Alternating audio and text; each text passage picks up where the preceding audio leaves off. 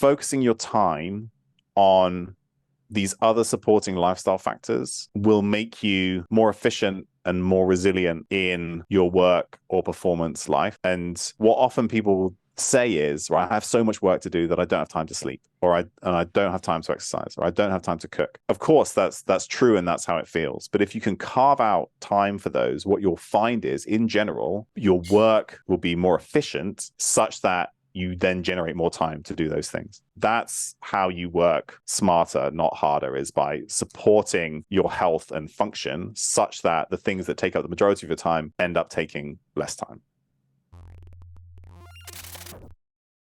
Welcome back, everyone, to the Smarter Not Harder podcast, your home to 1 cent solutions to life's $64,000 questions. Today, I am your host, Boomer Anderson, and we're getting into a lot of juicy $64,000 questions, of course. Before I begin, if you're watching this on YouTube, please click like and subscribe. All of that really helps, but also we put out some really friggin' awesome content, and I want you to receive it all the time. If you're listening to this on Apple Podcasts or on Spotify or wherever you're listening to this, please leave a 5-star review and a comment. We read all of them, and all of it really sincerely helps. We want to hear from you. So today on the podcast, we're going to be speaking to Dr. Thomas Ragnar Wood, aka Dr. Tommy Wood, and he's an assistant professor of pediatrics and neuroscience at the University of Washington, where in his lab he focuses on brain health across the lifespan. But it's very hard to sort of summarize Dr. Tommy Wood's CV, so to speak, but let me try. So he's worked with everything from babies all the way out to Formula One athletes and elite level athletes across many different domains, as well as, of course, the cognitive champions of the world, entrepreneurs, etc. He's worked both in the medical world, but also in the research world, publishing dozens of papers, including some of them that we get into in today's discussion. So what did Dr. Tommy and I get into today? Well, we talked about really health across the lifespan and how to achieve that. And we broke it down really into 4 stages: the baby stage, or I guess you could say childhood development, then pre-18-year-old, so as you're studying and growing up in secondary school. We then cross over into adulthood, or what we called adulthood here, which is anything up to pre-retirement, and then what you can do in post-retirement age. Within each of those domains, and we tried to condense this information all into about a 90-minute podcast episode, we talked about both nutrition, supplementation, testing, when it's necessary, what types of markers you could be testing, and also exercise, which is one of Dr. Tommy and I's favorite topics to talk about. And we looked at this broadly speaking in a general population, so not for necessarily the elite level athletes of the world, but what could a general population be doing to optimize their health across a lifespan, with the aim of really minimizing things like cognitive decline and physical decline in old age. And finally, we close out the podcast with a discussion on what elite level athletes and elite level, I guess, corporate people do differently, and why testing is one of the key variables that you can play with in that area. If you want to check out the show notes for this one, it's available both on transcriptions.com as well as homehope.org. And I want you to enjoy, and please enjoy, my conversation with Dr. Tommy Wood. Dr. Tommy Wood, welcome to the Smarter Not Harder podcast. It's a pleasure to have you, my friend. Thanks so much for having me. I'm super excited to be here. So one of the things that I love to delve into with guests is what inspired them to study what they study. And in your case, being both MD, PhD, biochemistry undergrad, working a lot with childhood development babies now, and also some of your experiences as a performance consultant. Talk us through sort of the common thread here. Is there a common thread, or like, how did you get into this space? It's probably taken me 10, if not 20 years to figure out what the common thread is, although I'm maybe now starting to do it. In reality, many of these things almost happened by by chance, but often it was a good opportunity and my willingness to be like, oh yeah, that's interesting. I'll give that a go and see what happens. So going back, you mentioned my undergrad, which was in biochemistry. And at the same time, when I did that, I was very interested in health and sports. In particular, I was a rower as an undergrad, and then also at med school. And then I coached rowing, and I was really interested in trying to improve performance of athletes. I coached some fitness sessions in a number of different sports while I was at university. And that kind of set this trajectory of these two parallel paths of things that I was interested in. One is human health and performance, often based around athletic performance, and then the other one is much more academic. So it was biochemistry, then medical school, then a PhD in neuroscience and physiology focused on neonatal brain injury. And on the other trajectory, I worked helping to build a company that worked with athletes called Nourish, Balance, Thrive. We worked with a whole range of athletes, both elite performers, Olympians, and then, you know, the sort of people just getting into athletics for the first time, the sort of weekend warriors. And then through that, I started to work with Formula One drivers and some other, you know, high performing athletes. And at the same time, I'm doing my postdoc in neonatal neuroscience, and then I become a faculty in pediatrics. And so these things kind of went in parallel this whole time. And then the last few years, they've slowly started to merge together, because the more time I spend in both of those fields, the more time I realize how much commonality there is across them. The things that are important for brain development and overall health and well-being in a baby, in a child, in an adult, in somebody who's trying to stay as healthy as possible for as long as possible into old age. There's a lot of overlap between those things and the things that are needed for somebody who wants to perform better tomorrow in a sport, especially if they want to do that again and again and again. They want to come back season after season and have continued high performance. There are these commonalities that sort of span all of that, particularly as it relates to the brain, but also general health.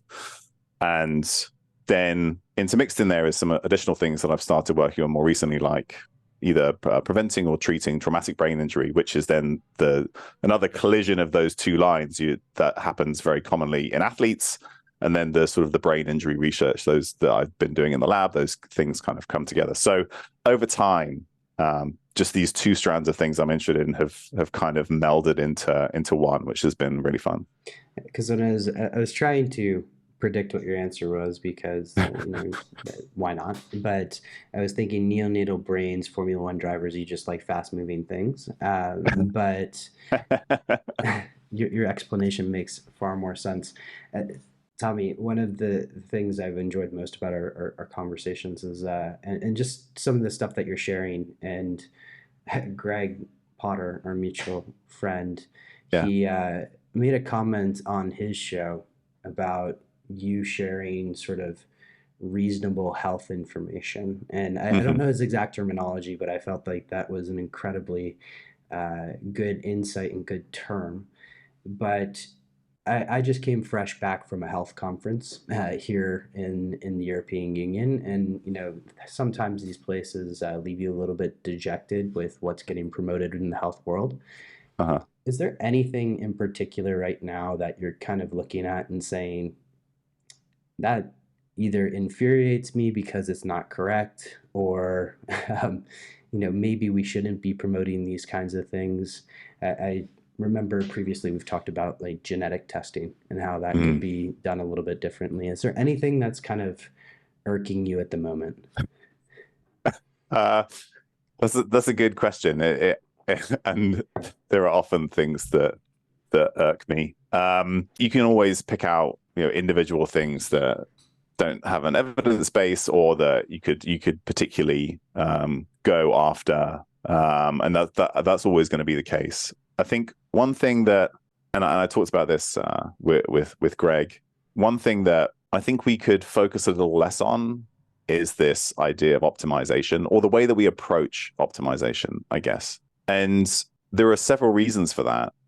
But the most important one is, to me, there are several strands of evidence that suggest how we think about ourselves, particularly in relation to others, has a direct effect on our physiology. You can measure changes in stress hormones and inflammatory markers and immune function and things like that.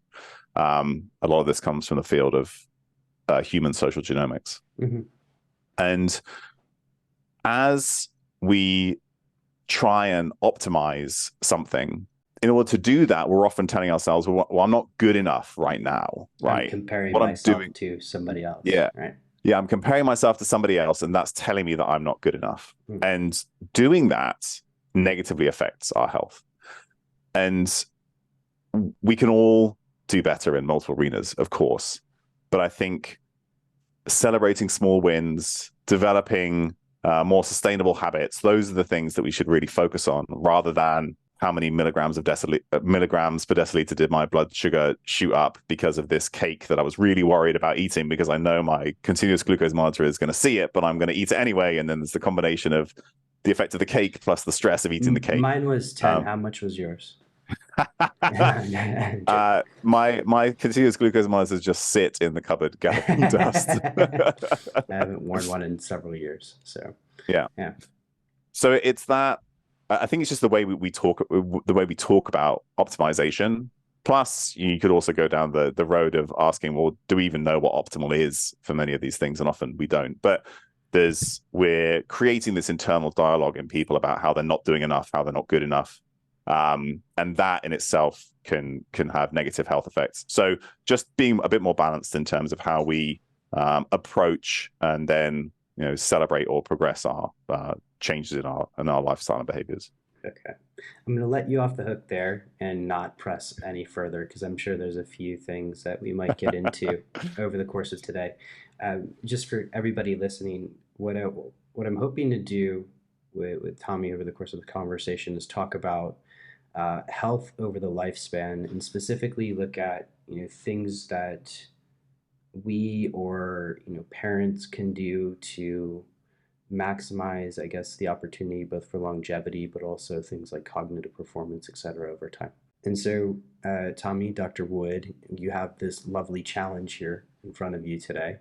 And maybe we should start with just birth and childhood development, which I know is a bit of your specialty, right? And just looking at maybe from a parent's perspective, and mother, father, whomever, maybe just expecting, what are some of the areas that parents can focus on in new child development that would maximize, I guess, the potential for health, for cognitive ability, and maybe even physical ability in a newborn? To frame where I come from, it's probably useful to talk about the kind of work that I do. And in the lab and with my colleagues who are practicing neonatologists, run clinical trials, and I'm often a statistician helping to analyze their data. We try to do as a group is improve outcomes in babies who have some kind of less than optimal, for want of a better word, start to life. So these are babies who are born preterm, often what we call extremely preterm, which is if you're born before 28 weeks of pregnancy. So it's about like 60 to 70% of a normal pregnancy. Or maybe they get, they have a perfectly normal pregnancy, 40 weeks on average, but then something happens around childbirth and they get asphyxia, we call it, which is just a decrease of oxygen and blood flow to the brain. And you get a brain injury resulting from that. And we study this in the lab, and then we also work with clinical trials to try and improve outcomes in these babies. And when you work in this arena, I spent a long time, and I'm still working on this, trying to develop therapies, drugs that we can give to these babies while they're in the neonatal intensive care unit to improve their brain development. But over the past 10 years, what we've really seen is how little that matters. Not that it doesn't matter, but how little it matters compared to the environment that the baby goes home to. The environment that the baby goes home to just has this massive deciding factor in terms of the potential. So that's important because there are studies that suggest even if you're a baby with some brain injury, if you go home to a very nourishing, enriched environment, that brain injury doesn't affect you at all. However, if your parents are exposed to a number of stresses, financial, societal, that could exacerbate the injury, just because there aren't those sort of nourishing resources. There isn't the time, there isn't the quality of food, a whole bunch of things that can go into that. But then that can then affect the injury as well. So the reason why I talk about this is because it really, regardless of where you start, which you may have much less control over, that there's a lot that can be done early on that can really change the trajectory of an infant. And with that, I would say that if somebody's listening to this podcast, they're probably already doing most of the things that I might recommend. If possible, a breastfeeding is associated with a number of improved health outcomes. However, formula is improving and has improved over time if breastfeeding is not an option to you. So that doesn't mean, another thing about talking about what you should do then creates stress if somebody can't do that. But then this is something that clearly I want to avoid because I already mentioned that. So formula has improved dramatically again over the last 10 years or so. So that's a fine option as well. And then as relates to cognitive development and motor development, and is also very similar across the entire lifespan, as I'm sure we'll get into, is essentially just creating opportunities for cognitive stimulation, followed by adequate periods of rest and recovery. This is what babies do so well. They interact with their world, they stimulate their brains, and then they nap. And this is essentially how the brain this is how the brain adapts and responds to its environment, which is what you want it to do over time. So things that are really important, just like interaction, play, reading, language, those kind of stimulating factors have a big effect. And then as motor skills are developed, as much of a broad range of motor stimuli, be that sports or play or different movement strategies, all of those come together to sort of provide a broad level of stimulus and adaptation for the brain. So it's really engagement and then variety in that, I think, gives you the best foundation. And as weaning happens, then making sure that as much as possible, food is nutritious, nutrient dense. We know there are a number of nutrients that are really important for the brain, like omega-3 fatty acids, iron, B vitamins, and so just a range of nutritious foods as much as those are available. The combination of those things can really have a massive impact. And again, this is kind of my ignorance with this portion of life, because I don't have children, and my I guess you can say my knowledge with this area is a little bit, it needs to be, there's a gap that needs to be filled. And so when we're talking about a nourishing home, how much does you mentioned earlier some stressors like economic stressors, et cetera, but and maybe this hasn't been measured, but the absenteeism of certain parents, or let's say the stress levels of certain parents due to, let's say, work, how much does that impact, if we can quantify, childhood development in many ways? Like, do the parents' level of stress, does it actually press on to the kids or something like that? Yeah, it's a good question. And it is fairly difficult to measure, mainly because stress is so personal. Yeah. Right. So if you're doing a stress inventory, you ask about potential stresses, but how that actually affects an individual is going to be very different from person to person.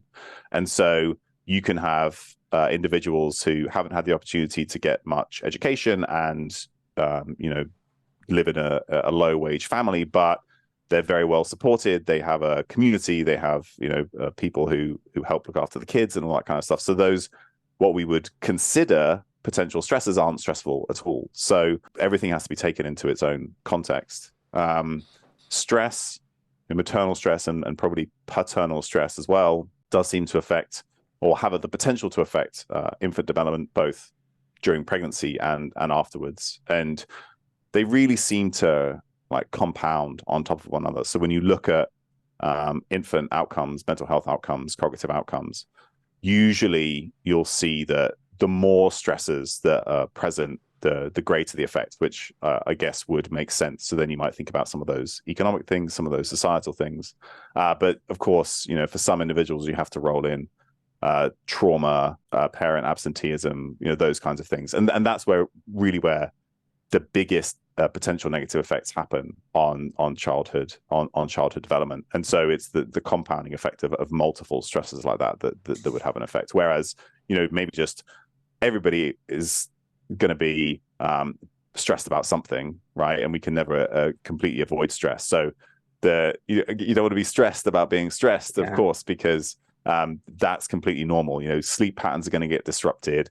The work environment is going to get disrupted. Parents are going to have to work. Like, all of that stuff is entirely normal and wouldn't be expected to have a negative effect. But in the setting of maybe some more significant or traumatic exposures, then these things can start to add up. And I love how that you're re-emphasizing people listening to this, that they shouldn't necessarily be stressed if they're not meeting certain conditions, because again, that comparison adds a stress too.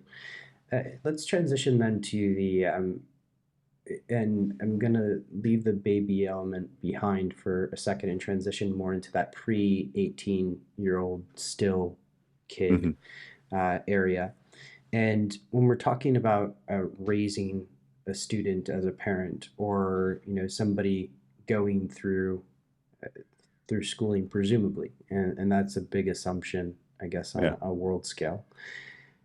What are some of the actions that a parent could take? And I guess within answering this question, is it too early to start looking at things like biomarkers and doing testing and that type of stuff? Yeah, that's a great question. I should also preface this by saying that I don't have kids, so I'm not in a position to tell anybody how they should look after their own kids. That's not in my personal experience. But we're also looking at this from like the health perspective, right? And so it's we're kind of looking at the physical, the dietary, nutrition components, et cetera, right? So yeah, but just that, I think that's important context to have, and everybody has to. Parents are doing amazing jobs around the world, regardless of their background and what they have access to. So I think it's just important to say. Again, many of the things, I think I'll often say the same things again and again. Like, they can be framed slightly differently, but in order to provide the best opportunities for cognitive and physical development, I think the range of opportunities and potential cognitive stimuli, and that's something that I've become increasingly interested in, is like, how are we using our brains? And there's this big several sort of strands of evidence that say that how we use our brains and how we continue to use our brains is probably, in my opinion, the most important thing that drives how healthy our brains are long term. And so then when you look at kids who do very well on average, and of course, every kid is going to have their own interests, but the opportunity to sample different stimuli activities, and they can be physical, cognitive, creative, right? Arts and dance, things like that. I think dancing is probably, it's a very human thing that, again, is probably quite it's outsized. The effect it has on the body and brain is probably outsized compared to how people might think about it, because there's a physical activity component a little bit, because I just partially am interested because I'm a horrible dancer, but also just like, why is it that dancing, is it the hand-eye coordination, is it the need to do something to a rhythm? What exactly about dancing contributes like so much to brain development? I think it's all of those things. If you think about everything that usually happens during dancing, each of them has benefit, and then together there may even be some emergent effects, right? They're much greater in combination than they are individually. So there's a physical activity component, right? Just the pure cardiovascular fitness based. But when you look at dancing as a physical activity compared to something that's equally strenuous from a cardiovascular standpoint, there are greater benefits from dancing than some like unimodal exercise like cycling or circuit training. And you add on music, which is its own very novel and important stimulus for the brain. Plus, so the timing component, there's the coordination component, there's often a social component. All of those things together, like an enjoyment component potentially as well. I don't know. I'm not really an enjoying person. When I enjoy, not a high enjoyment factor for me dancing, but. So each person will extract their individual benefits, but it's those combination of things that I think has the greater effect than breaking it down to these individual components, like how physically challenging it is.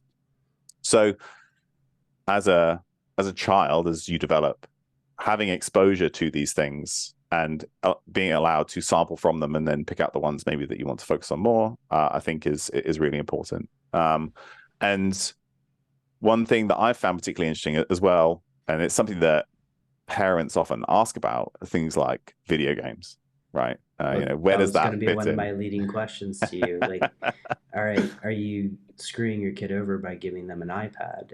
Well, I guess that leads down to a bunch of follow-on questions, but let's say video games. Let's start there. Yeah.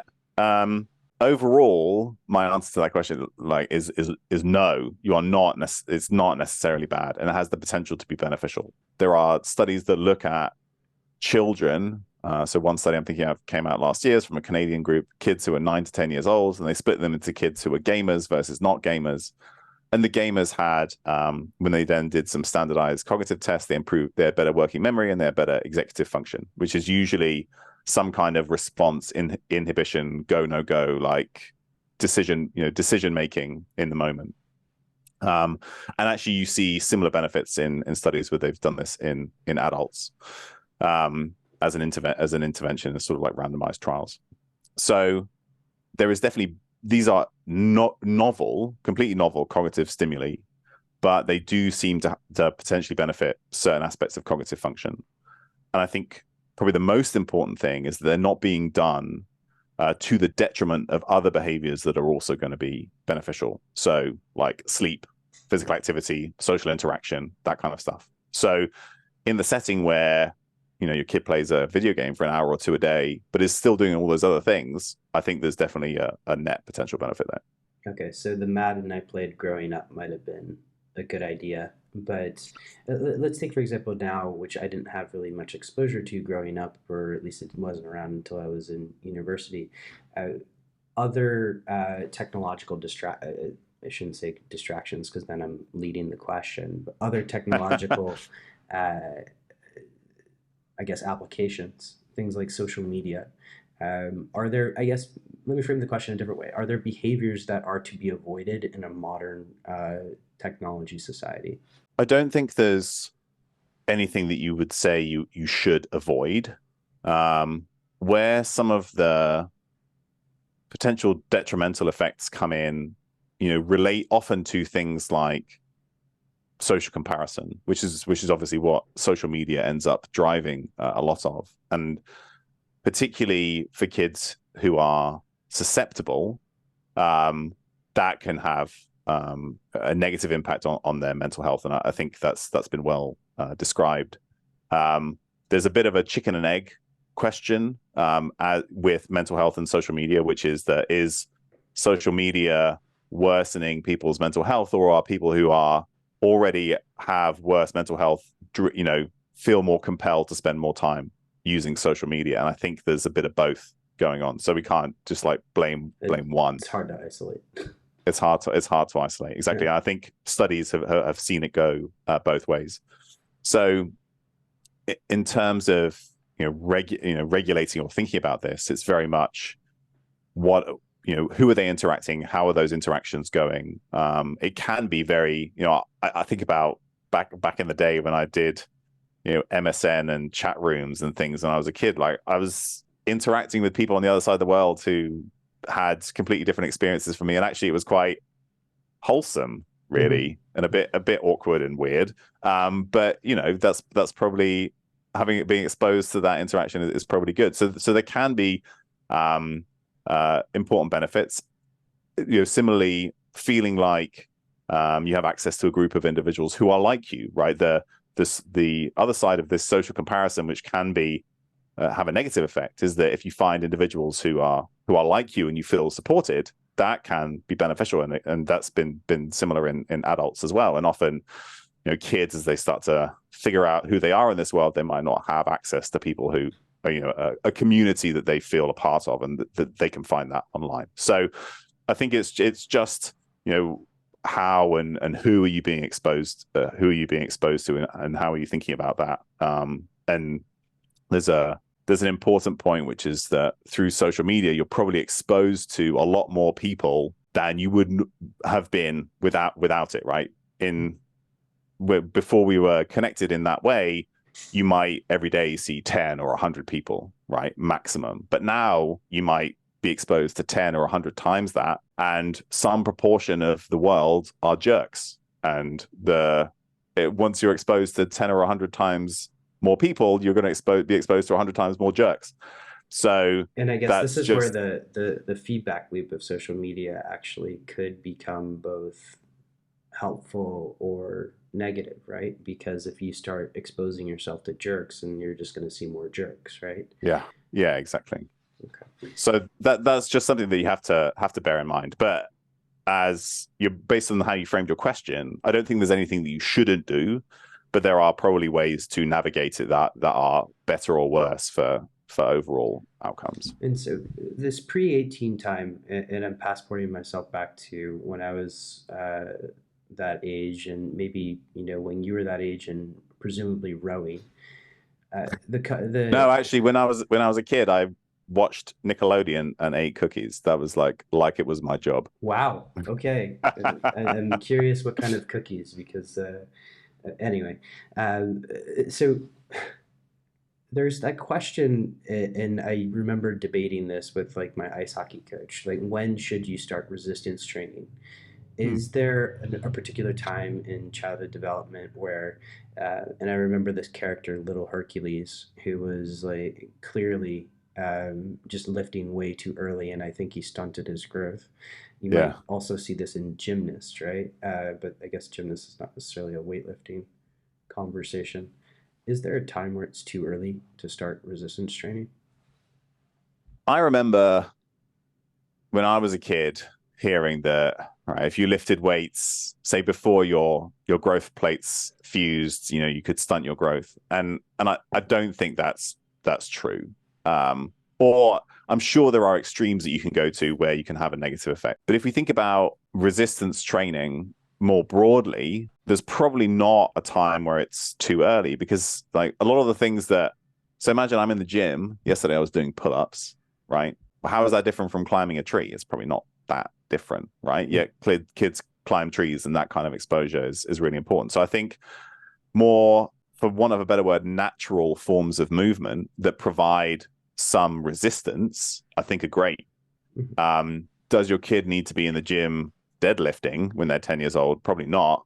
But equally, if you had them carrying and lifting things, and that's probably all great. So that then also says that if they did want to go into the gym and pick up some weights, I think that's probably great too. What may not be ideal is using that as like as a hyper focus. So one thing that seems to be best for human flourishing is this ability to sample lots of different things and get lots of different exposures and stimuli. So occasionally playing around in the gym with appropriately heavy weights, I think, is great. But doing that again at the expense of all those other things that we've mentioned is probably not going to be ideal. So that's how I would think about it. Okay. At sort of the state, in particularly towards the age of 18, at least in the United States, Europe, and some parts of developed Asia, there starts to be an increasing focus on cognitive tests, like I remember the SATs, those kind of things. Are there particular foods that one could give to a student that would promote sort of brain development, and this can actually carry on into the 20s as the brain's still growing? Are there particular foods that you would recommend? By the same conjunction, are things like glucose spikes for a teenager who just wants to binge on potato chips or something like that going to set them off on sort of the wrong part of the binomial tree for the rest of their life?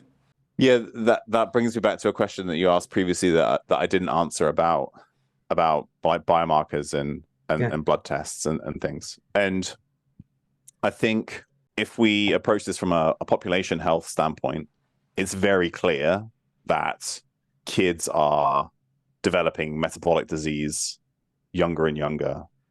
And we should, as much as we can, diagnose that and then try and alter that trajectory if possible, because the earlier it starts, the earlier you're going to start to see significant health consequences, if not earlier mortality, which, there's been various reports about we've sort of reached the peak, at least of average age at death in the US, because now the health of younger generations is getting worse and earlier.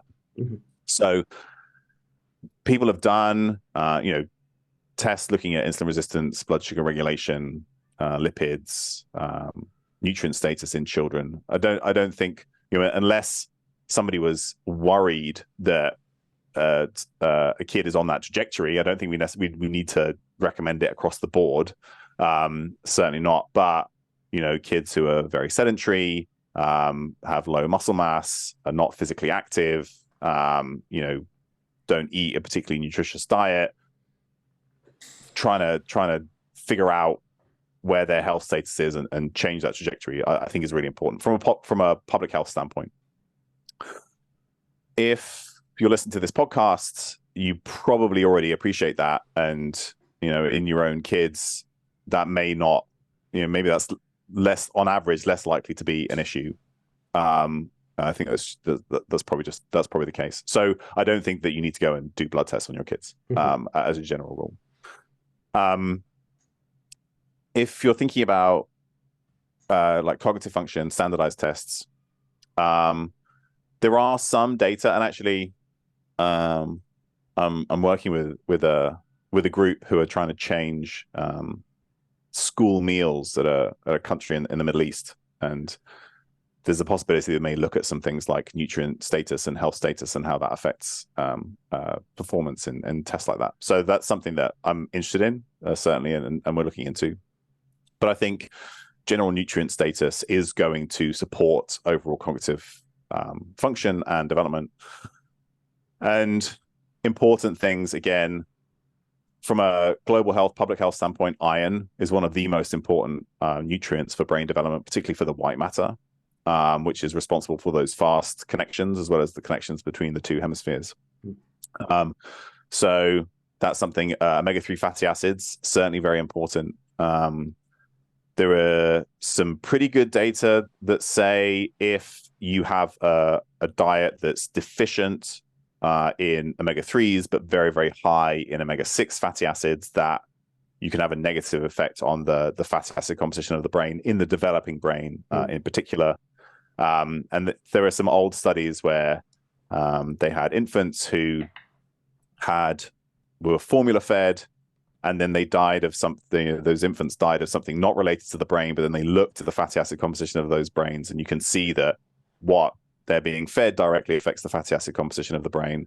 And so there used to be, it's not the case anymore. Then, like I said, formula is much better than it used to be. But formula, there were some formulas that were basically just seed oil plus a bit of protein. And that dramatically shifts what the fats look like in the brain, and probably not beneficially. So adequate omega-3s, fish, if you're breastfeeding, then the omega-3s, like things like DHA, long chain omega-3s, the mother stores in her own adipose tissue, then get shuttled into breast milk. So that's one way to ensure that they get in there. But small amounts of fish and other things can be great then as the kid starts to eat. solid foods. And then things, I'm a big fan of, particularly for the developing brain, I'm a big fan of animal foods because they're very nutrient dense. They're also rich in protein, and they have all the things that sort of make up the composition of the brain. So choline, B12, iron, the omega-3 fatty acids, that kind of stuff I think is really important for the developing brain. Okay. Just because there are many avenues that we can go down on this subject, but I want to transition more to the population that is actually listening to this, which is, I'm guessing, adults. And it's debatable what that age cutoff is, right? But we'll kind of label the next segment here pre-retirement adults. Yeah. People that are of working age, etc. When you start thinking about a pre-retirement adult or a working adult, when it comes to testing, is there an appropriate time to start? And then what would that testing look like? Because I imagine at some point you're going to say to me like, hey, Boomer, it does make sense for you to get a sort of a comprehensive metabolic panel or something like this, or an annual physical. What would be that age? And then what would you recommend people to start looking at? Because I know you've done some work in this space as well. Let's start there. The age at which you'd start, my guess, is probably the age at which you are most likely to have the resources and the ability to act on that information, which is probably going to be when you start to get into your 30s. Probably that's maybe when I'd start. And then what happens after that probably depends on what comes back, right? If everything looks great and you feel great, you probably don't need to test for another 5 years, right? Unless you really want those data. There's probably not that much you're going to gain from it. And some people do want the data, and that's great. That's fine too. But that's maybe when I'd start. And I think there's a lot that can be done with the basics. Often we're trying to chase down the fanciest, latest tests, but in reality, you can get a pretty good picture from fairly standard blood tests. And the reason why you can do that is because we just have so much information on them. We have large population data sets. We've developed all these sort of proxies or ratios or things that then might associate with a hard outcome that we care about in the future, like cardiovascular disease. So a full blood count with differential, there's a whole bunch of stuff you can get from there, including looking at the breakdown of white blood cells. There are things like the neutrophil to lymphocyte ratio that can tell you about chronic stresses or inflammation. Then you might look at your red blood cells, and you can look at the variability in their size. You can look at their iron content, all that kind of stuff. There's a lot of nutritional stuff you can get out of that as well. So that's a good start. Comprehensive metabolic panel. Look at the liver enzymes. That I would say one caveat is that when you're looking at kidney function, often we look at something called creatinine. In my opinion, that's a pretty useless marker. It's fine at the population health level. But in the people that I'm really interested in, if you're trying to gain muscle mass, gaining muscle mass or supplementing with creatine, which I think is also pretty good for most people, both of those things increase your creatinine, which then, based on the algorithms, says that your kidney function is getting worse, which is just not true. So something called cystatin C is a better marker, but that's harder to get. So that's just like one caveat that's worth thinking about. If I'm doing liver function tests, I'd add a gamma GT. That's usually elevated in people who are drinking a lot of alcohol, but it can also give you an idea of some oxidative stress and things going on. Again, it's not hard to get. It's an easy one to get. Basic lipid panel, fasting glucose, HbA1c, triglycerides, and then the lipids. That's a great start. If people are particularly concerned about cardiovascular disease, you might get a more advanced lipid panel, get an ApoB level, an Lp(a), and then you can really deep dive into that. But that's probably a good start for a lot of people. And then one thing that I think everybody should, or a few things that people should test, other nutrient status markers. So omega-3 index can be really important, as can a homocysteine, which will tell you about methylation, and it doesn't necessarily tell you exactly where issues might be, but we know that if you lower, a high homocysteine is associated with worse cognitive outcomes, and if you can decrease that with B vitamin supplementation and you have adequate omega-3 status, you can dramatically sort of change your trajectory of brain health. So homocysteine is worth testing. Magnesium, if you can. Magnesium is probably underconsumed by the majority of the population, 70-80%, depending on how you measure it and which population you look at. And it also associates with cognitive function and things like that. And just one quick thing on magnesium. Yeah. Is this mainly because, soils are depleted, or is it mainly because people are eating shit, really, or a combination of two? Yes. Both. Okay. Both. Yeah, probably a bit of both. Yeah. Okay. Before I go on, in terms of the measurement side of things, anything else you want to add before I just ask a couple questions about lifestyle and diet, etc.? Yeah, that's probably most of it. Oh, I guess some basic hormone testing is probably helpful at some point as well. Test your thyroid axis, look at sex hormones. That's probably going to be useful at some point. Is there, so when you say some point, is there a general recommendation that we can get to people? Because I understand that part of this is lifestyle influence, right? Like I've spent most of my life traveling multiple time zones, so I'm gonna probably need to test hormones a little bit earlier than the average person. But in the case of, let's say, general, and if you're testing hormones, I assume you're probably part of the well-to-do part, half of the population. Yeah. General well-to-do person who's working, is it late 30s? Is it early 40s? When would you kind of recommend people to do that? I think whenever you start, it's worth testing and then iterating as needed, mainly because it's worth figuring out where your levels normally sit when you feel good, as well as what the trajectory might look like. It's probably easiest to talk about this in terms of testosterone in men, although estrogen and progesterone in women and estrogen in men as well, all equally important, and testosterone in women. Like all of these are important in everybody. But there's often this hyper focus on testosterone in men, like more is better. The TRT crowd listening is probably excited right now. So. And there is absolutely a place for TRT. If your levels are lower than they have been historically and you have symptoms that go with it, have at it, please do, and bring your levels back up to where they were previously. I think that's important for quality of life and maybe some other things.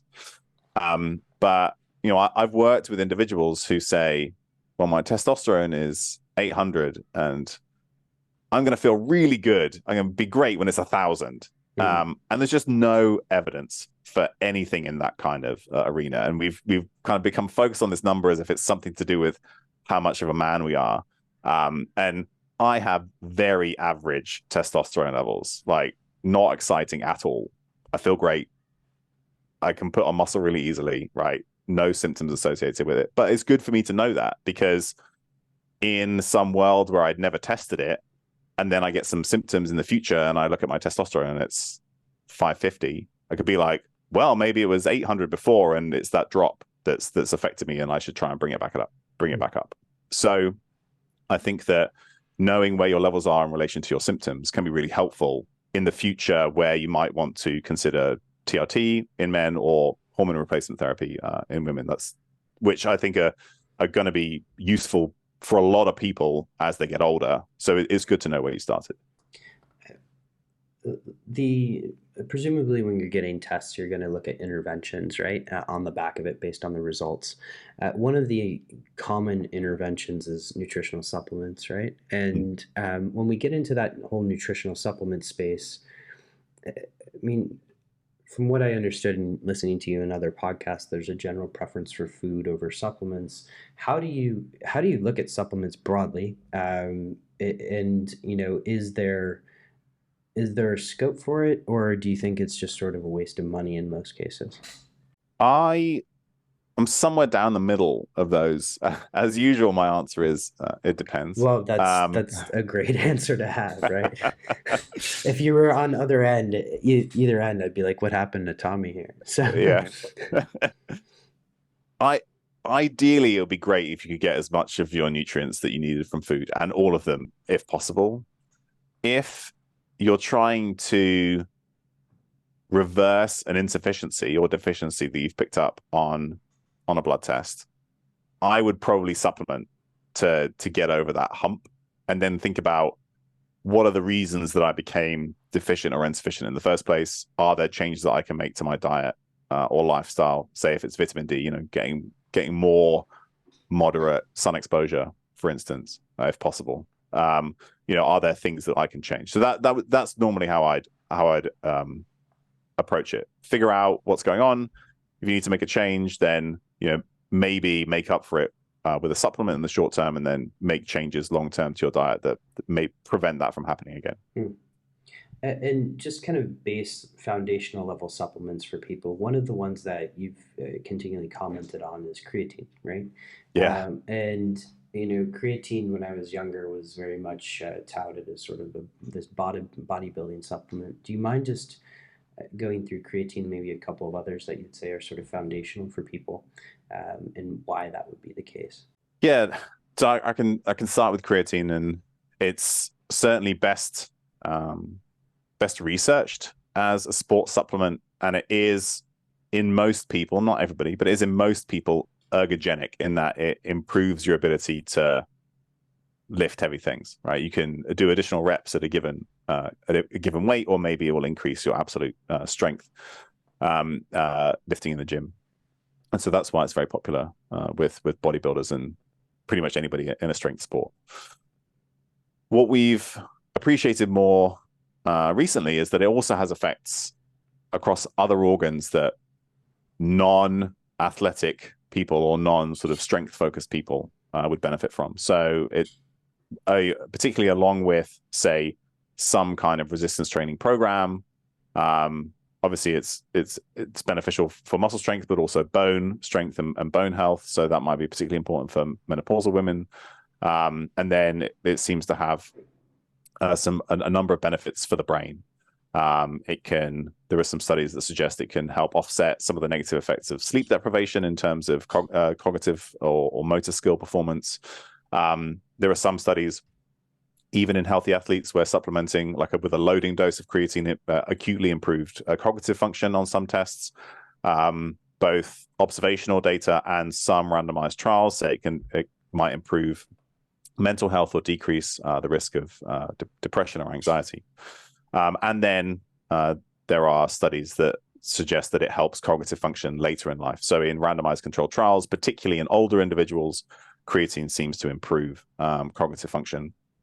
And then if you're ever exposed to an acute brain injury, there are some particularly animal studies, but then some sort of naturalistic observational studies in humans that suggest that if you're exposed to traumatic brain injuries, creatine in the brain decreases, and animal studies that say if you preload the brain with creatine supplementation before the injury, you can decrease the effect of that injury. So across all of those, there are a number of reasons why individuals might take creatine, and the doses you might consider 5 to 10 grams per day. That's something that would be possible to get from the diet if you ate 4 or 5 pounds of steak or salmon a day, which most people won't do. But that's just to kind of give you the idea that it is perfectly possible to achieve those levels of creatine from the diet. So this is not some super physiological thing that's completely unexpected. And there are also trials going on for several years in older adults that show that it's very safe. So that's the end of my creatine spiel, I think, for now. Any other particular? So if we go back to this demographic here, the pre-retirement adult, Mhm. are there any other sort of base foundational level supplements that these people this group should consider? And then maybe a part B of that is you're starting to see a lot of talk around things like senolytics and just a lot of these I'm going to label them frontier, but they're probably not. That's not the right label. Sort of anti-aging supplements. We can throw the NADs in there as well. Uh, so first, foundational level supplements, and then from there we can go into my more esoteric question. Most of the other supplements I'd consider, I would like to see some testing first. But omega-3s, vitamin D, magnesium, and then the B vitamins. Those are probably the ones that I'd be most interested in, and I would tailor based on testing. But that's on average in the population. We're probably deficient in one or more of those. So those are all things that I would consider foundational. Okay. After some appropriate testing. And then so you mentioned B vitamins, and then right now there's a lot of conversation around NAD and anti-aging, right? The anti-aging components of NAD. How does somebody think through that? So NAD is obviously related to, it's a metabolite of niacin, which is vitamin B3. So as a metabolite of a B vitamin, it is important to get adequate intake. There are very interesting studies that show that NAD, sort of cellular levels of NAD decrease with age over time. And there are a number of reasons for that. And what I find most interesting, or what I would focus on, is that there are a number of lifestyle-related factors that increase NAD turnover or NAD loss. And that's where I'd prefer to focus. But I'm still, it's very possible. And there are some randomized studies in humans that say we can augment NAD levels with things like nicotinamide riboside. There are some derivatives of NMN that may be beneficial. There are some human trials starting now. There's nothing that I would say that you should take it, but we're right at the beginning of that, and it's certainly interesting.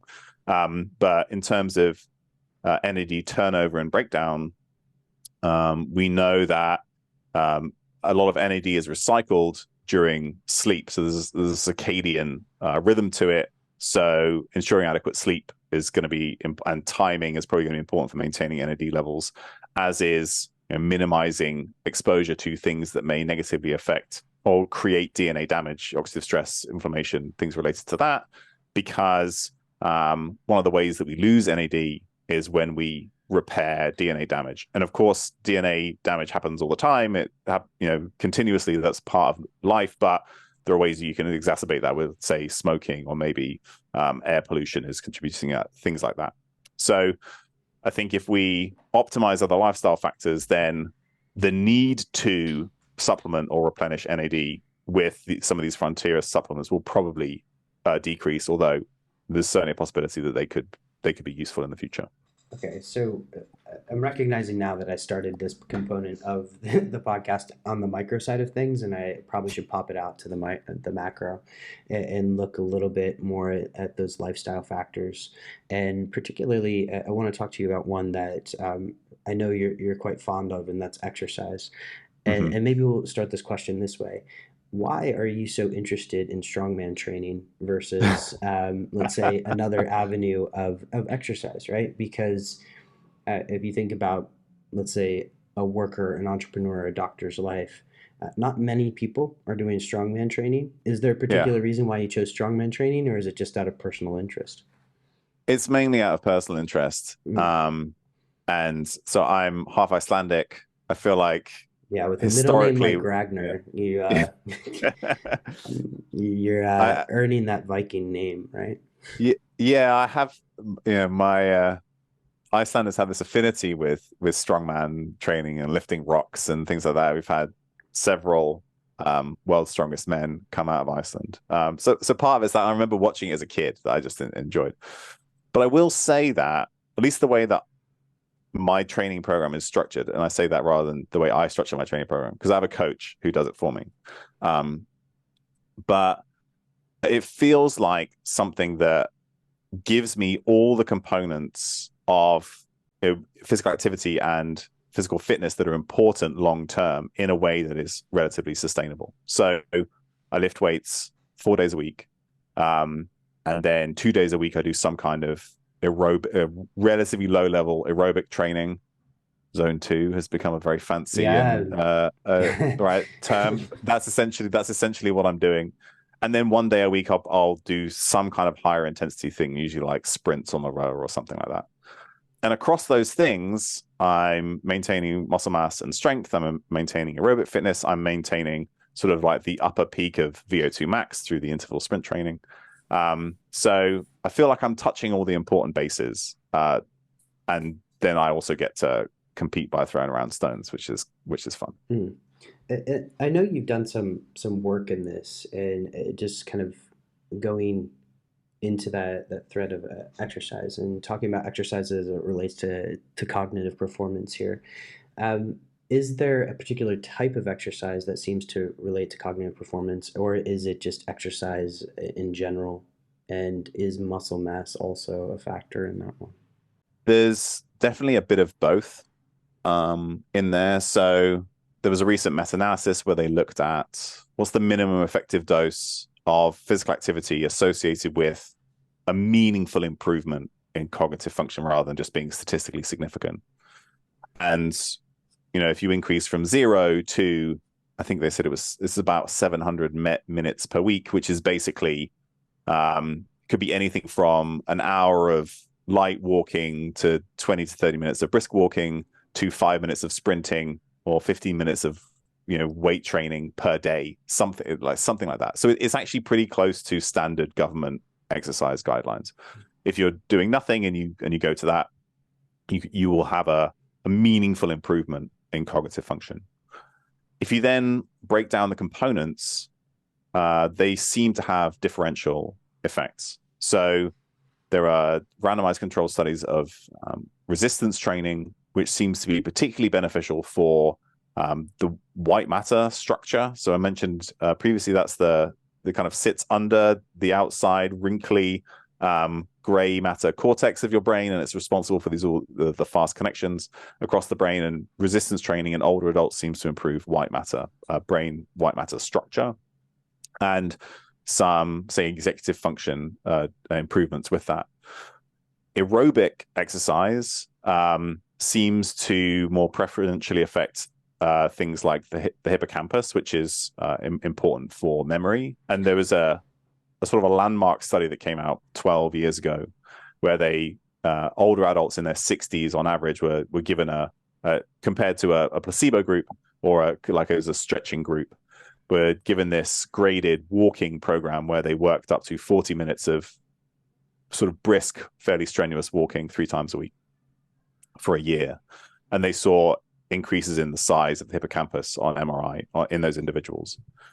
What's interesting, though, is that they didn't see commensurate improvements in cognitive function. Like the hippocampus got bigger, but you couldn't measure a difference in cognitive function. And the way I've started to interpret that is that aerobic exercise helps to provide the foundation for potential cognitive performance. But in order to actually improve that cognitive performance, you have to stimulate it in some way. So you've created more potential, but you still have to use your hippocampus in order to get it to function better, if that makes sense. Well, it makes perfect sense, right? Like you're not going to just grow muscles by thinking about them, right?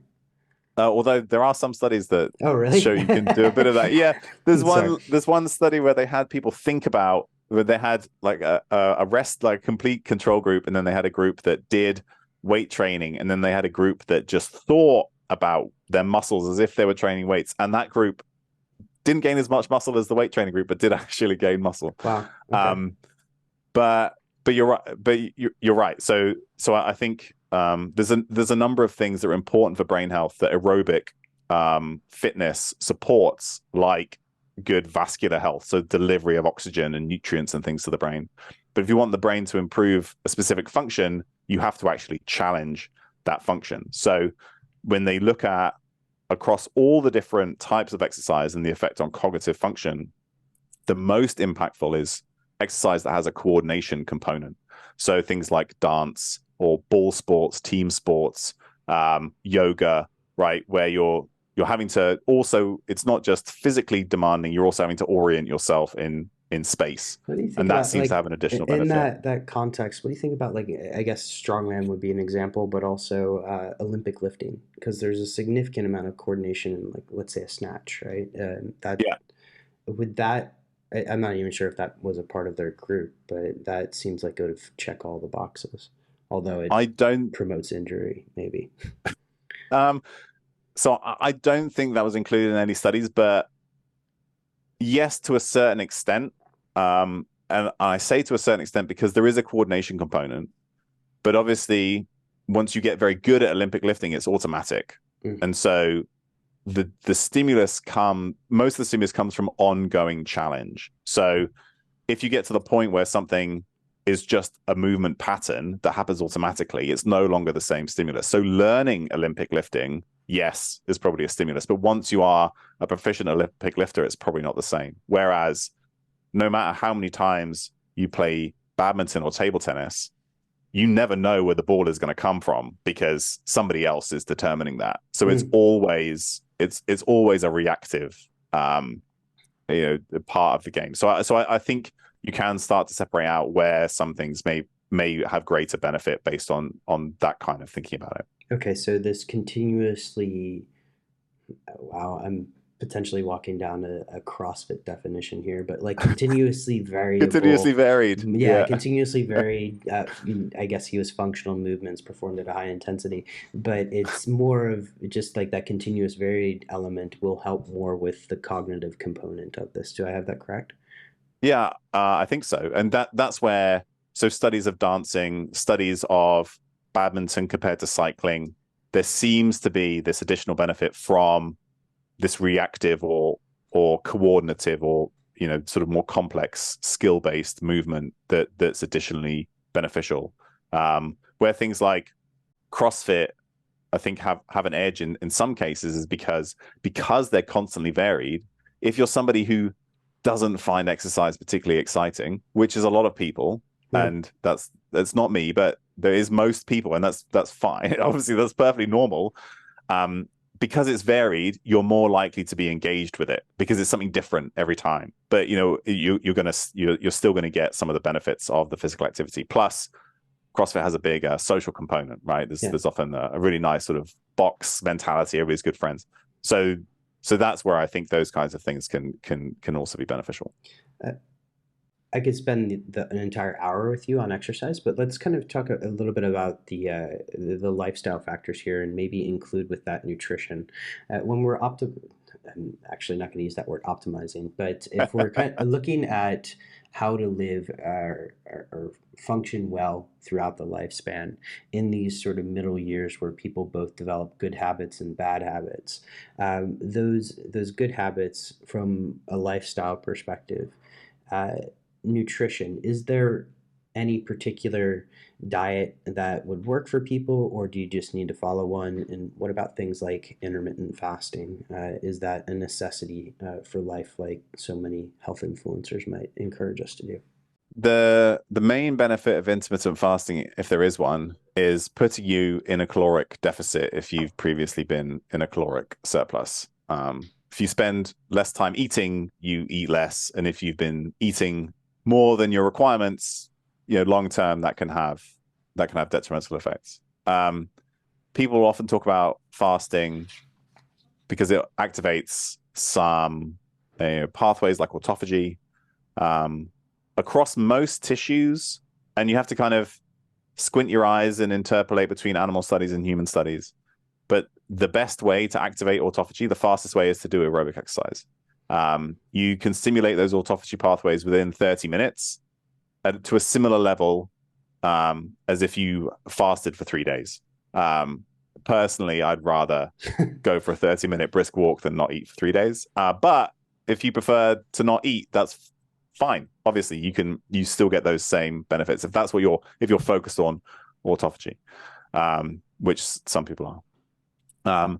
In terms of individual diets, I think what's been very interesting to me over the past 10 or 20 years of research is just fully understanding how adaptable the human body is in terms of the diets that it thrives on. And some of that is based on your individual exposures. Some of that is based on your ancestry, and there's been some evolution in terms of genes related to carbohydrate digestion, fatty acid metabolism, things like that are different based on where your most recent ancestors came from and what they ate. But even then, I think the thing that really ties together successful diets is diet quality. Unless, of course there are exceptions. So there's always going to be somebody who has an example that disagrees with me, and that's the most interesting thing. Yeah. But in particular, people who do very well on a highly processed modern diet usually have other factors that help to mitigate some of the potential negative effects, or they're doing it with if it fits your macros kind of style, where you're counting everything that goes in, and then what goes in probably matters a little bit less. Whereas if you could leave the body to regulate itself, and it's all it's given is highly or ultra processed foods, it becomes very bad at telling like what it wants and what it needs and how much it wants, particularly because there's a low protein content and a low content of other nutrients that help to drive hunger and satiety. So in reality, across a broad range of different combinations, minimally processed whole foods based diet is the one that seems to be most successful for most people. And so then it's just food that I say, like food that looks like food, or there are formal definitions of ultra processed foods, so they have emulsifiers and colorings and flavorings and things that increase shelf life and that kind of stuff. Reducing intake of those kinds of foods probably seems to be the most beneficial thing if you can. Okay. On the lifestyle component side of this period of life, because here you're arguably working. You might have kids if you've gone down that path. There's certainly a lot of inputs from the environment. How important are things like your environment, your air quality, perhaps where you live, but also other areas like social community when looking at this towards the next transition, which is the later part of life? How important is that environment in your mid part of your life?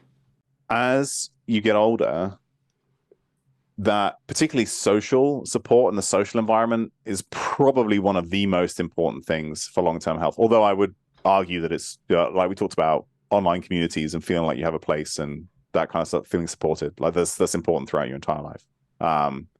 But as you get older, that becomes more important, because when you retire, you lose what is probably your main source of social interaction, which is your job. And there are several studies that show that either poor social support is associated with worse health outcomes, or feeling socially supported and having a good social network is associated with improved outcomes. So it goes both ways. So that becomes critically important as you lose that major input, which is through your work. You asked about the broader environment. So air pollution certainly seems to be associated with cardiovascular disease, probably Alzheimer's disease, and how you get exposed to that. The problem is that how and where you get exposed to that is maybe largely out of your control. Mm-hmm. So in general, the exposure is greatest in people who do not have the financial resources to move away from the exposure. So there are some recent studies that have been done here at the University of Washington in Seattle that basically show that exposure to air pollution is associated with historic redlining of household districts, and then it's still determined by socioeconomic status, where you can live and where the roads were put and that kind of stuff. So it is important, but it may not be something that is easily modifiable for a lot of people. And that's like a societal thing that we have to consider and take on. So question for you here is like, are you screwed if you move into a city? Or is it like, or is there a way. I assume there's mitigants to these to the extent that you can afford them, right? Like Yeah. I would guess air filters would be one, for example. But broadly speaking, is it better to just be outside of a big city? Um, on balance, maybe not because of other things you might Yeah, of get course. access to, right? So I don't think that you're screwed if you move into the city.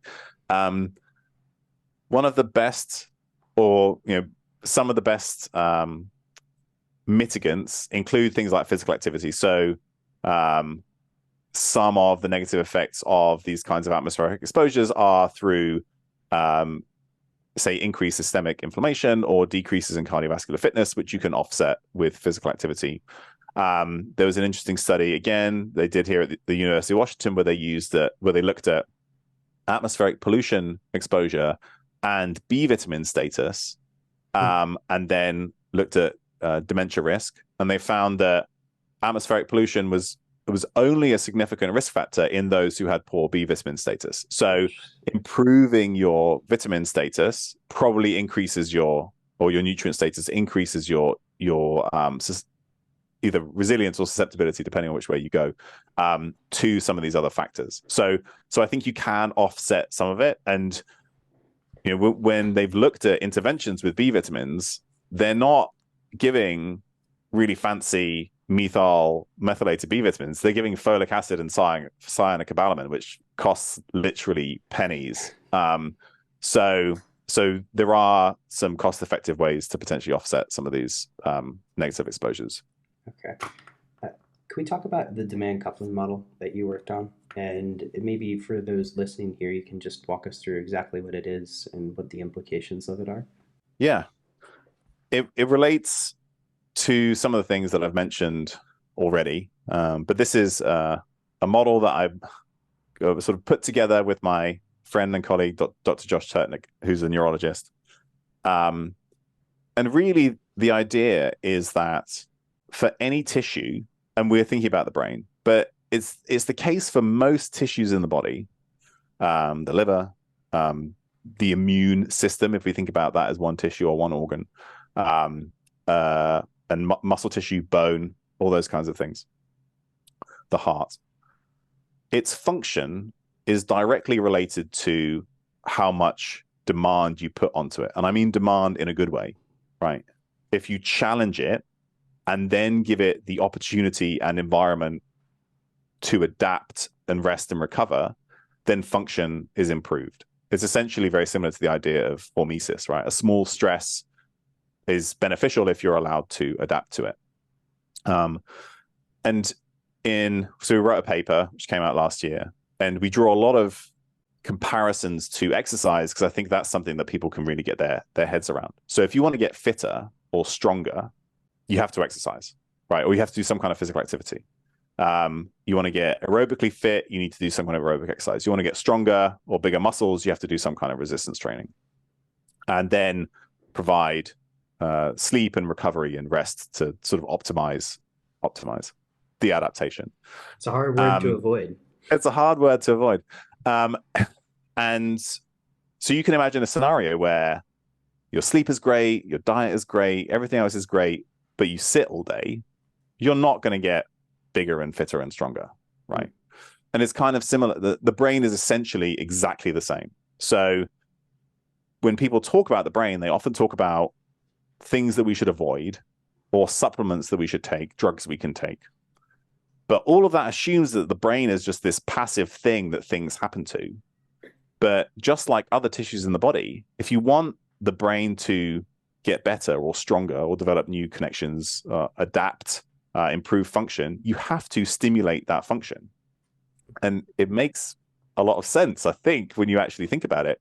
But most of the studies that we do in terms of preventing dementia or treating cognitive impairment or treating cognitive decline or dementia is we just give some omega-3s and then we're like, oh, well, it didn't work, right? Mm-hmm. But you can improve the environment that the brain is in, but unless you actually challenge it to change or adapt or improve, that's not going to happen. Just like you can eat a great diet and sleep a bunch, but if you don't lift weights, you won't get stronger. And so that's essentially what the demand coupling model is, which says that the more demand you place on certain functions of the brain, the better their function is. And then you can make that process of adaptation better or worse through aspects of lifestyle. Are you sleeping adequately? Are you chronically stressed? Are you exposed? Are you smoking? So you're exposing yourself to some things that may inhibit that process. And that's where, so if you look at it that way, all the different risk factors for cognitive decline kind of all fit into this model. Yeah. You need demand, and we know that if you're not doing cognitively challenging things, you accelerate cognitive decline. And then to adapt to that demand, you need all these other processes to take place. And the final part of that, which also relates to what I said about exercise and autophagy, is that in order to improve a function of a tissue, you also have to clear out the junk. And so if you want to improve function in the brain, if you stimulate the brain cognitively, you also stimulate these autophagy pathways and these repair pathways, as well as these pro-growth pathways, just like exercise does. Even though you eventually stimulate growth and adaptation, you're also stimulating cleanup and repair at the same time. So the most efficient way to stimulate a tissue to regenerate itself, both in a catabolic and an anabolic sense, is to stimulate it. Either, like, if it's muscle tissue, it's physical activity. If it's the brain, it's cognitive stimulus. And something you mentioned earlier about that transition period, and I bring this up because I'm actually watching this happen to somebody very close to me. That transition period from when you retire and into your sort of golden years, I believe is the term, right? Oftentimes people see a drop off in cognitive performance, and sometimes, like, I'm watching this happen to that person close to me, and it's quite precipitous drop off, right? Yeah. They've removed the stimulus and now it's falling quickly. Yeah. Aside from that stimulus, are there other things that contribute to rapid cognitive decline? And is playing Sudoku enough, or doing Sudoku enough, or do you need to do something in addition when you retire? You definitely need to do some. Sudoku is definitely not enough. That's the simple answer. If you zoom out from retirement, we talked about the ways that we stimulate our brains cognitively as they develop. And then, so until you hit 18 or 20 or whenever you finish formal education, which for me was like in my 30s, I was a perpetual student. Lucky, smart person, stay in school. Up until that point, it's your job to learn, right? It's your job to stimulate your brain from like the minute you're born up until whenever you leave formal education. And that, whenever you leave formal education, is about when your cognitive function peaks, right? So you can continue improving function as you continue to stimulate. Then as we go into work, we end up specializing, and we do the same thing every day. And we don't learn new skills because we don't like being bad at things, and we don't have the time. Oh, you're starting to sound like Buckminster Fuller here, and just like saying specialization is the worst thing that could happen to us. That's so specialization is great for your job performance, right? Which gives you access to resources and social interaction and that kind of stuff. But it's not the best thing for overall cognitive function. So there are benefits, of course, right? If you want to be a surgeon, you better have, all your movements better be automatic, and, rather than you have to think about everything, or else, bad things happen. So, but then it's just that we stop stimulating new growth through new challenge and skill development, that kind of stuff, for various reasons as we are adults. And then from that point, there's just this steady decline. And then we remove our main stimulus, which is through work, and then that decline increases. And there are several studies that show that. So all of it essentially comes to this idea that our trajectory of cognitive function is related to our trajectory of cognitive challenge, which again comes back to the demand model. So when you're either transitioning into retirement or preparing for that in future years, starting to bring in new skills and exposures, cognitive challenges, is going to be really important. And the way that I think about it is how you think about learning anything in the first place, right? So imagine you're an adult in a language class. It probably happens twice a week, maybe. for an hour. And there's maybe 2 or 3 chunks in there where for sort of 10, 15, 20 minutes, you're working pretty hard, sort of like pushing the edges of your current capabilities. And maybe there's like a break in the middle where everybody can speak English again and right. And then you get back into it.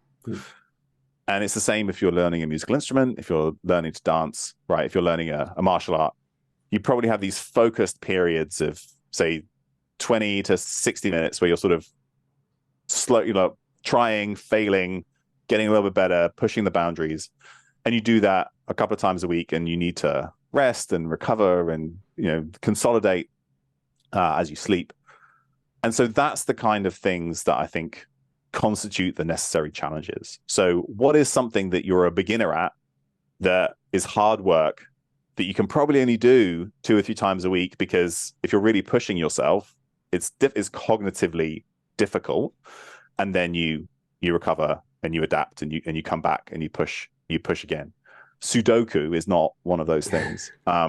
But languages, music, physical activities, social activities, right? Having stimulating conversations. This is cognitively stimulating for both of us as we, go back and forth. So those kinds of things, these sort of inherently human activities, are really probably the things that provide the most and important kinds of stimuli. And within that, is there like a special weight for physical activity, because there is also that risk of sarcopenia when you get older, right? Do you weight that differently, or is it just the cognitive bunch, like doing all of it if you can? Yeah, I'd only weight it differently if you don't have time to do some kind of structured physical activity at other times.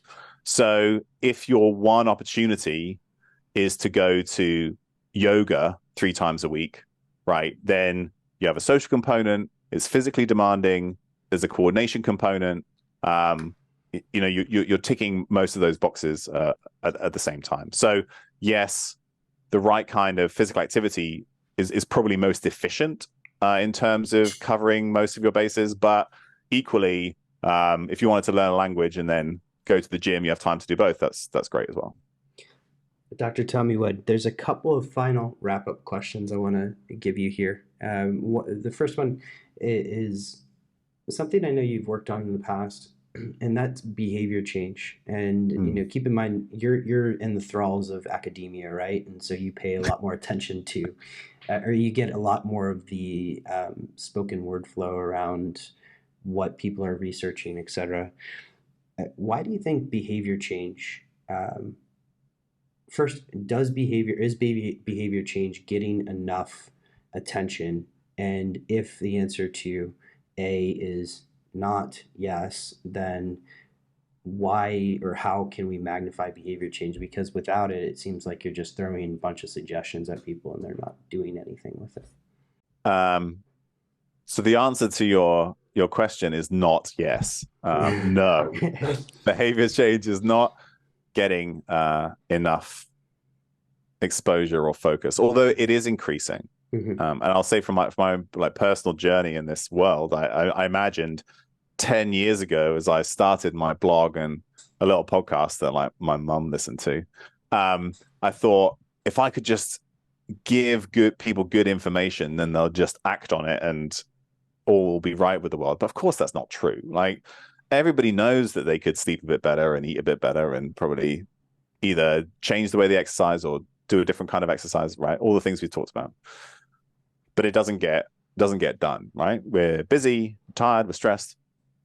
And I really think that behavior change is the thing that is required to see, or that focus on behavior change like in its entirety is what's required to actually see improvements in like public health at the sort of the broad level. Some of that requires removal of vested interests, right, in terms of food production and things like that, but we probably have less control over that, unfortunately. But if a company can automate and support behavior change at scale, that's like a $1 trillion thing, right? That is the next frontier of digital health, is being able to sustainably support behavior change at scale across people, right? Because what happens is that, each app or each, health company, if there's a human in the loop or not, they focus on a specific outcome or a specific type of person. And usually it works for a fraction of their potential clients, right? 5 or 10% of people actually adhere, and then those people see a lot of benefit. But that's just because the other 95% of people don't identify with the methods that were used to support their behavior change. So being able to do that across individuals is the real challenge. Do you find, sorry, go ahead. No, you go ahead. Do you find any behavior change models particularly effective, or is this just a question, or you kind of have to segment this by population and motivations, I would imagine? Yeah, I think that's where the field is going. It's not, admittedly, it's not my area of expertise. Whenever I've worked with several digital health companies now, looking at how to interpret blood tests or other information, give people information about their health, changes they could make. Every time I show up, like, the first thing I say is, "Do you have a behavioral psychologist?" Like, because if they don't, like, we're just wasting our time. So I know that a lot of people are trying to find ways to bolt together multiple models of behavior change, because that's probably what you need to do, right? You have these theoretical models, and a lot of them work, in theory, but each individual person is motivated by something different. Do they need a social component? Do they need, a hard taskmaster, a lot of accountability?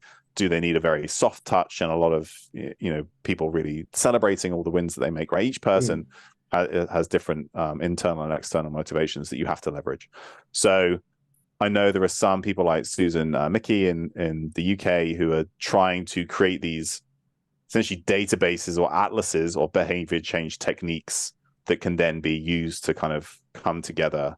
And when there was a company that I was sort of in the beginnings of trying to put together some ideas like this, and then we had people like Dr. Simon Marshall, who's my favorite psychologist in the world, who was our expert in some of these behavior change techniques. Because again, it's really not my area of expertise, but I appreciate that it's probably the most important thing for improving public health at scale.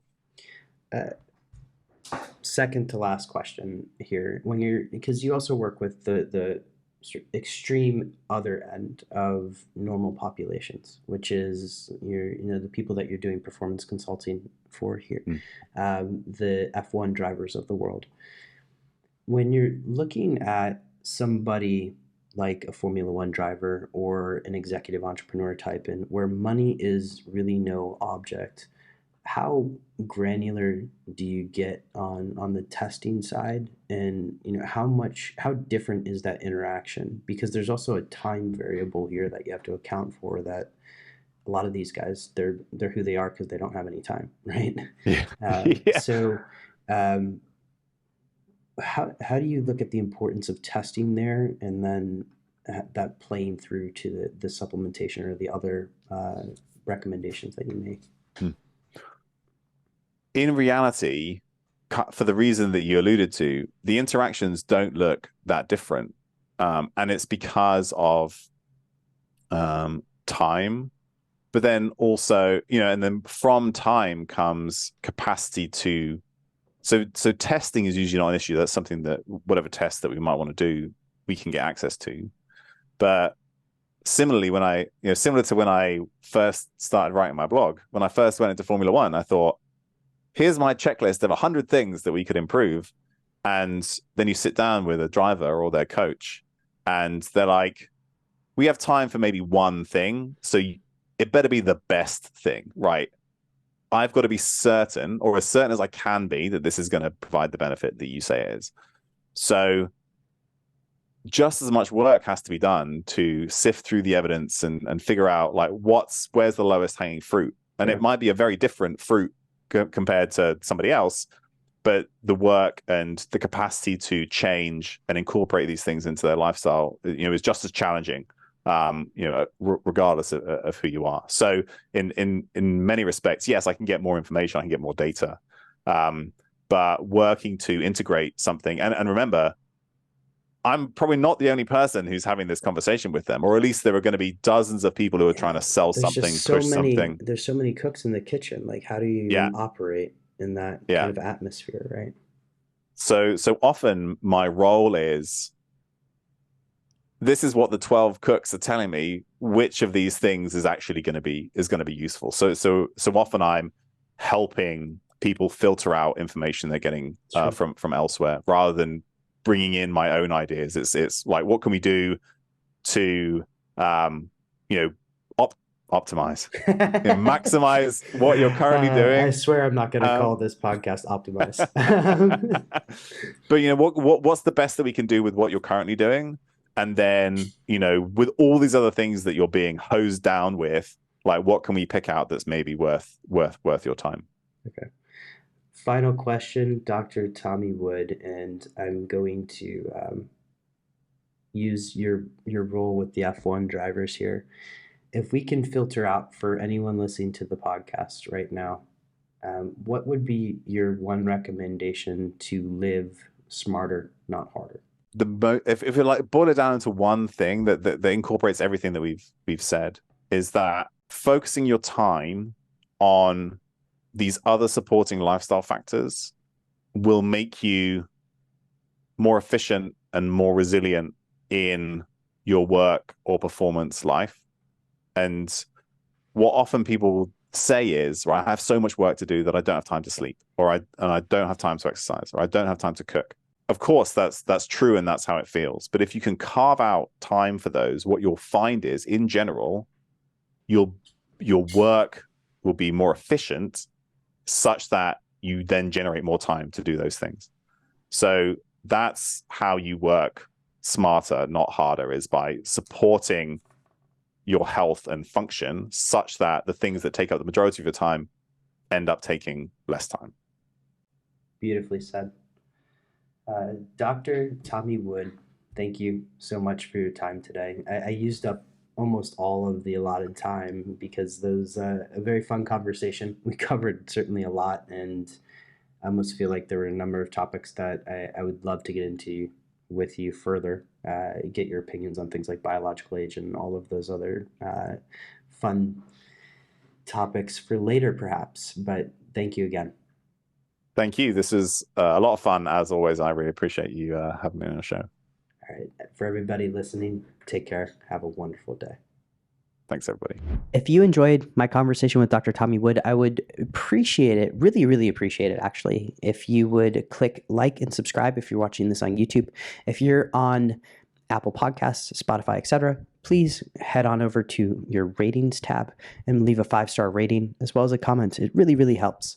But we covered quite a lot in this podcast. In fact, there was a huge breadth of topics as we discussed really health across the lifespan. And so I can almost assure you that Dr. Tommy will be back on the show in the near future to discuss some other topics in more detail. If you enjoyed the show, again, please leave a 5-star review as well as a comment. And I hope you have a wonderful day. And please have fun living smarter, not harder.